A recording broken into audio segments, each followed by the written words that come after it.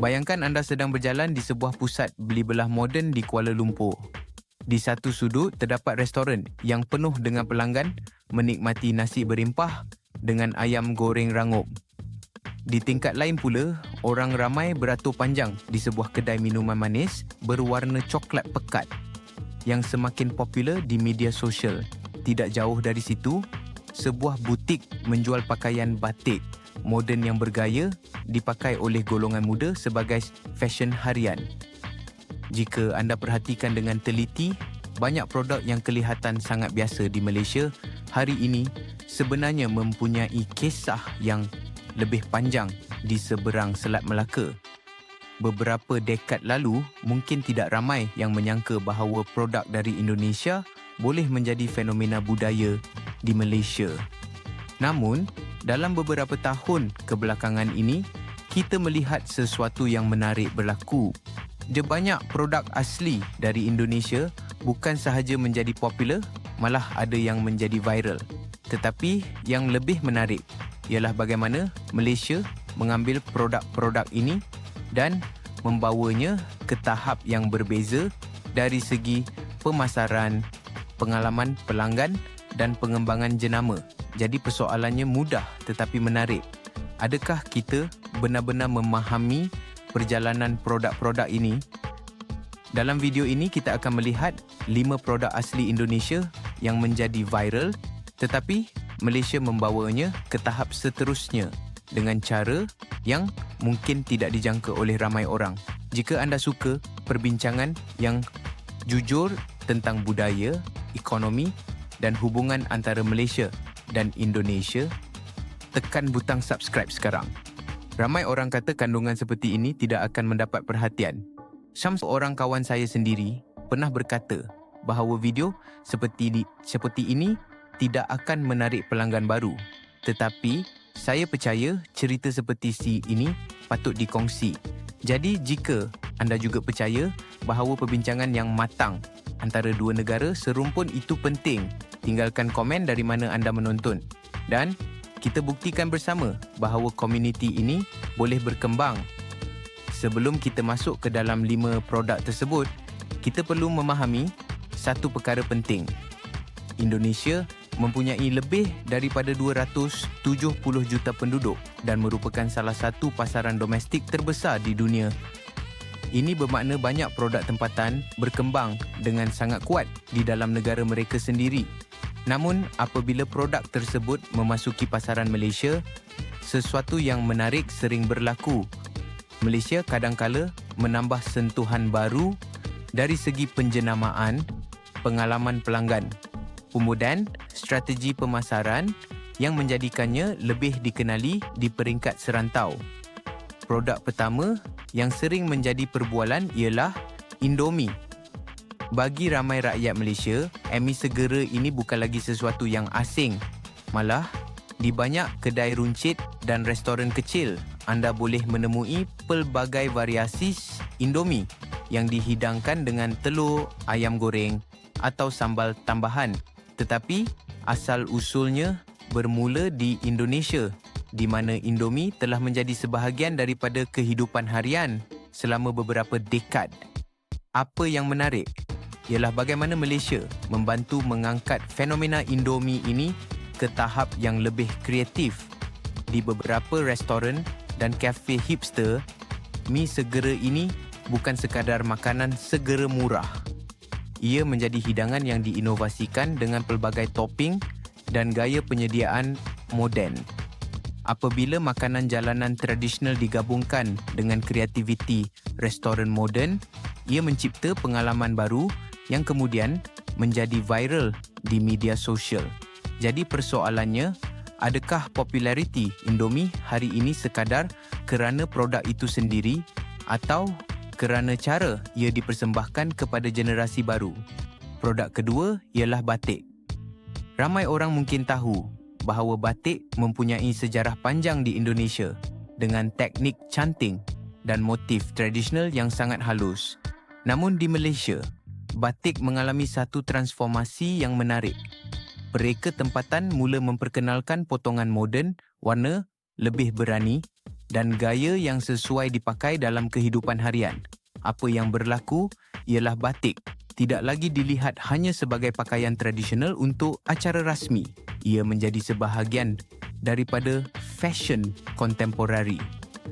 Anda boleh melihat batik dipakai di pejabat kreatif, majlis santai, malah di pentas fashion antarabangsa.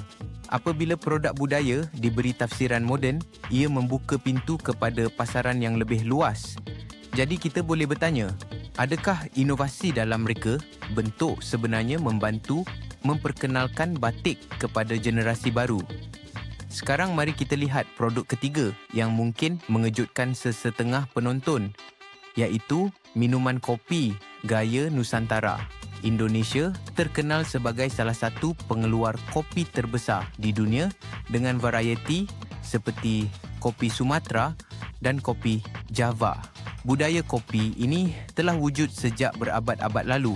Namun, dalam beberapa tahun kebelakangan ini, Malaysia memainkan peranan penting dalam menjadikan minuman kopi gaya Asia Tenggara lebih popular melalui rangkaian kafe moden. Banyak kafe di Kuala Lumpur dan bandar lain memperkenalkan menu yang menggabungkan teknik barista moden dengan inspirasi rasa dari Nusantara. Apabila kopi berkualiti tinggi digabungkan dengan ruang kafe yang estetik dan strategi pemasaran digital, ia menarik minat generasi muda yang gemar berkongsi pengalaman mereka di media sosial. Jadi, kita boleh tanya diri kita sendiri, sejauh mana pengalaman pelanggan mempengaruhi kejayaan sesuatu produk. Sekarang saya ingin berhenti sebentar dan bertanya kepada anda. Antara produk yang kita bincangkan setakat ini, yang mana paling mengejutkan anda? Adakah Indomie yang menjadi fenomena global, batik yang kembali popular dalam dunia fashion, atau kopi Nusantara yang kini menjadi trend di kafe moden? Tulis jawapan anda di ruangan komen kerana saya sangat ingin melihat perspektif anda. Mari kita teruskan dengan produk keempat, iaitu tempe. Di Indonesia, tempe telah lama menjadi makanan tradisional yang sangat penting. Ia diperbuat daripada kacang soya yang diperam dan kaya dengan protein. Selama bertahun-tahun, tempe dianggap sebagai makanan sederhana yang biasa ditemui di warung tempatan. Namun, dalam beberapa tahun kebelakangan ini, kita melihat perubahan menarik di Malaysia. Tempe mula diperkenalkan dalam restoran moden dan juga menu vegetarian yang lebih kreatif. Chef tempatan mengolah tempe menjadi burger vegetarian, hidangan fusion dan makanan sihat yang sesuai dengan gaya hidup moden. Dalam era di mana ramai orang mula memberi perhatian kepada pemakanan berasaskan tumbuhan, tempe tiba-tiba mendapat perhatian baru. Jadi mungkin soalan yang patut kita fikirkan ialah bagaimana makanan tradisional boleh menjadi relevan semula dalam trend kesihatan global. Akhir sekali, kita sampai kepada produk kelima yang mungkin paling simbolik, iaitu sambal. Sambal adalah sebahagian daripada identiti kulinari Indonesia dengan ratusan variasi yang berbeza. Dari sambal terasi hingga sambal matah, setiap wilayah mempunyai rasa tersendiri. Di Malaysia, sambal juga mempunyai tempat yang sangat istimewa dalam budaya makanan. Tetapi yang menarik ialah bagaimana jenama makanan dan restoran tempatan mula mengkomersialkan sambal dalam bentuk yang lebih moden seperti produk botol premium dan variasi baru yang sesuai dengan pelbagai hidangan. Apabila sambal dipasarkan dengan pembungkusan menarik dan strategi pemasaran digital, ia boleh menjadi produk ekspor yang sangat menarik. Jadi, kita boleh bertanya, adakah inovasi dalam penjenamaan membantu produk tradisional mencapai pasaran global? Apabila kita melihat 5 contoh ini bersama-sama, kita mula memahami sesuatu yang lebih besar. Hubungan antara Indonesia dan Malaysia dalam dunia produk dan budaya sebenarnya sangat dinamik. Banyak idea bermula di satu tempat, kemudian berkembang dengan cara baru di tempat lain. Ini bukan tentang siapa yang mencipta sesuatu dahulu atau siapa yang lebih baik. Ia lebih kepada bagaimana dua negara serumpun saling mempengaruhi dan memperkayakan satu sama lain. Tetapi, mengapa cerita seperti ini jarang dibincangkan secara mendalam? Salah satu sebabnya ialah kita sering melihat perkara melalui sudut pandang yang terlalu sempit. Kita mudah terperangkap dalam perdebatan tentang asal-usul, tetapi kurang memberi perhatian kepada bagaimana inovasi dan kerjasama boleh membawa manfaat kepada kedua-dua pihak. Malaysia mempunyai kekuatan dalam penjenamaan, pemasaran dan pengalaman pelanggan. Indonesia pula mempunyai skala pasaran yang besar serta kekayaan budaya yang luar biasa. Apabila kedua-dua faktor ini bertemu, kita sering melihat produk yang bukan sahaja popular di peringkat tempatan tetapi juga berpotensi menjadi fenomena serantau. Sekarang saya ingin bertanya secara jujur kepada anda, antara 5 produk ini, yang mana anda rasa paling berjaya berkembang di Malaysia? Adakah Indomie yang kini mempunyai pelbagai variasi, hidangan kreatif, batik yang semakin moden, kopi Nusantara yang menjadi trend kafe, tempe yang mendapat nafas baru dalam dunia makanan sihat, atau sambal yang kini dipasarkan sebagai produk premium? Jika perbincangan ini memberi perspektif baru kepada anda, tekan butang like supaya lebih ramai orang dapat melihat video ini. Dan jika anda percaya bahawa cerita tentang kerjasama budaya antara Malaysia dan Indonesia patut dikongsi dengan lebih luas, tekan subscribe sekarang. Seperti yang saya katakan di awal video, ada orang yang percaya kandungan seperti ini tidak akan mendapat perhatian. Tetapi dengan sokongan anda, kita boleh membuktikan bahawa penonton masih menghargai perbincangan yang matang dan bermakna. Akhirnya, dunia hari ini bergerak dengan sangat pantas. Produk, idea dan budaya tidak lagi terhad oleh sempadan negara.